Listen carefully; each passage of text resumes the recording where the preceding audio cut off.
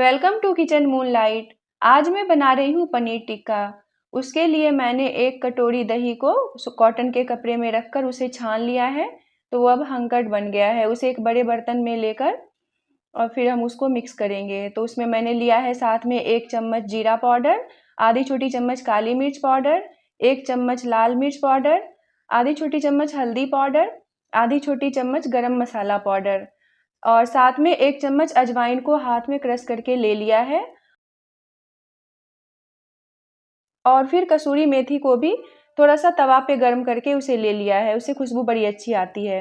1 चम्मच अदरक लहसुन का पेस्ट और नमक स्वाद अनुसार। इन सबको अच्छी तरह से मिला लेंगे। के बाद अब हम एक पैन को गर्म करेंगे और उसमें हम थोड़ा सा तेल डाल देंगे। 1 डेढ़ चम्मच के बराबर सरसों का तेल डाल देंगे। और जब तेल गर्म हो जाए तो उसमें हम 1 चम्मच बेसन डाल देंगे। हमने यहाँ पर 300 ग्राम पनीर लिया है तो उसके लिए 1 चम्मच बेसन काफ़ी रहेगा। इसे हम लो फ्लेम पर अच्छी तरह से भून लेंगे।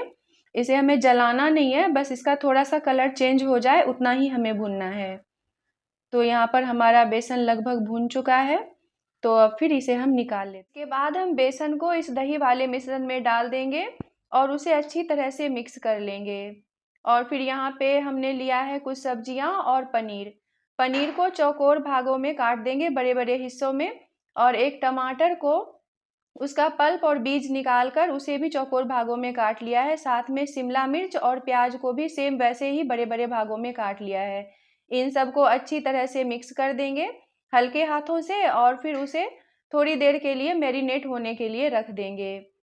यहाँ पर हमें ध्यान देना है कि दही में बहुत ज़्यादा पानी ना हो, उसे हम अच्छी तरह से निकाल दें ताकि हमारा मिश्रण गाढ़ा रहे और फिर सभी सब्जियाँ और पनीर पर अच्छी तरह से चिपक जाए। अब हम इसे ढककर 15-20 मिनट के लिए इसे मैरिनेट होने रख देंगे। 20-25 मिनट हो गया है तो एक बार हम इसे चेक कर लेते हैं। हल्के हाथों से मिक्स करेंगे और फिर एक सीख में सबको डाल देंगे। तो हमने यहाँ पर एक सीख लिया है और उसमें सबसे पहले हम प्याज डालेंगे और उसके ऊपर शिमला मिर्च डाल देंगे। फिर उसके ऊपर अब हम पनीर डाल देंगे। ऐसे ही सेम प्रोसेस हमें करना है। ऐसे ही हमें सेम प्रोसेस करना है। अच्छी तरह से इस सीख को भर लेंगे, जितना इसमें आ पाया उतना हम कर लेंगे और फिर हमारा एक सीख तैयार हो जाएगा। बस हमें इतना ध्यान रखना है कि इसे हम टाइट फिक्स करें, बिल्कुल भी इसमें जगह नहीं होनी चाहिए।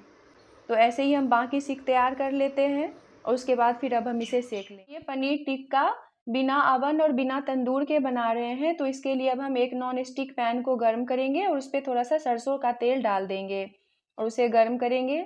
आप अगर बटर यूज़ करते हैं तो यहाँ पर आप बटर भी डाल सकते हैं। उसके बाद हम ये सारे टिक्के उस पर रख देंगे और उसे अच्छी तरह से सेक लेंगे। थोड़ी थोड़ी देर पर उसे हम पलट कर सेक लेंगे।